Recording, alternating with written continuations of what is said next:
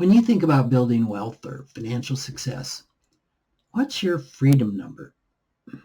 This is a term that financial planner and therapist Prudence Zhu uses for what's often called financial independence. It means having enough passive income to live on without having to work and earn money.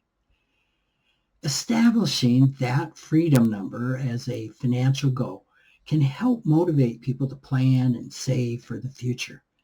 Achieving it, however, doesn't necessarily bring the satisfaction one might expect.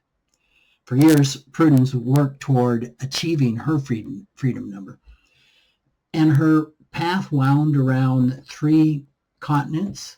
It included private equity, an MBA, corporate finance, a CPA, and real estate investing.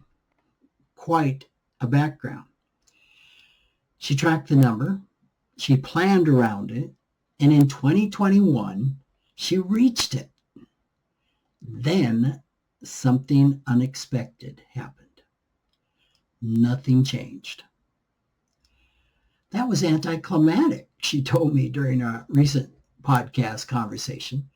The problem she had expected financial independence to resolve were still there, and in some ways worse than before, because now she had the time and the resources to address them, which made them harder to ignore. Eventually, she concluded that the technical side of financial planning, while very essential, wasn't the whole picture. She began exploring her own internal relationship with money. Now, as a certified financial therapist, she brings both technical and therapeutic skills to her work with financial planning clients. Prudence discovered 2 things that I have watched play out for decades in both of my own life and my professional practice.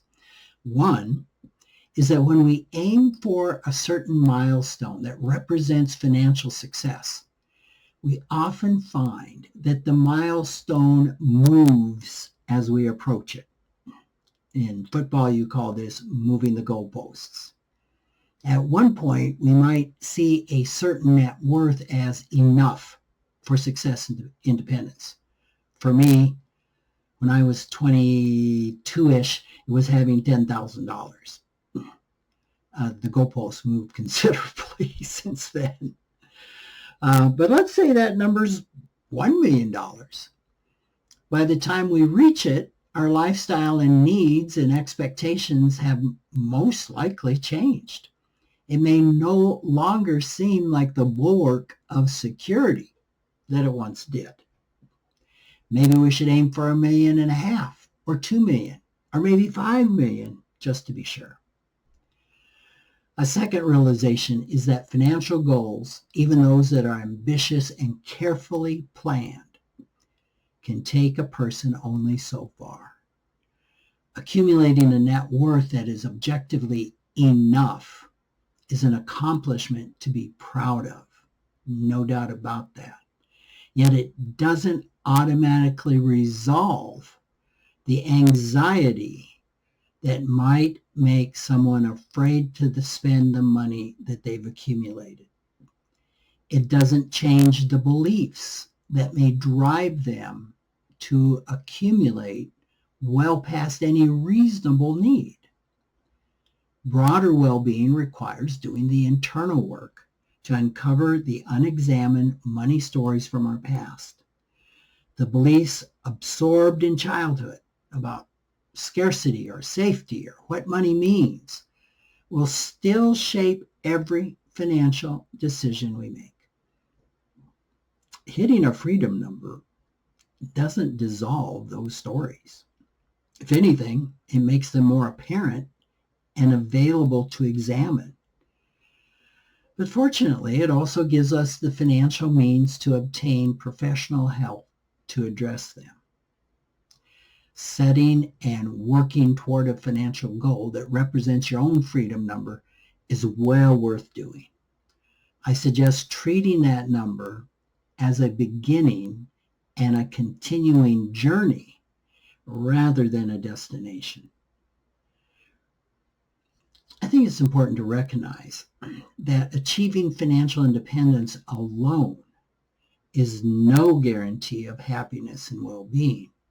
It is essential to address the internal as well as the financial aspects of the journey.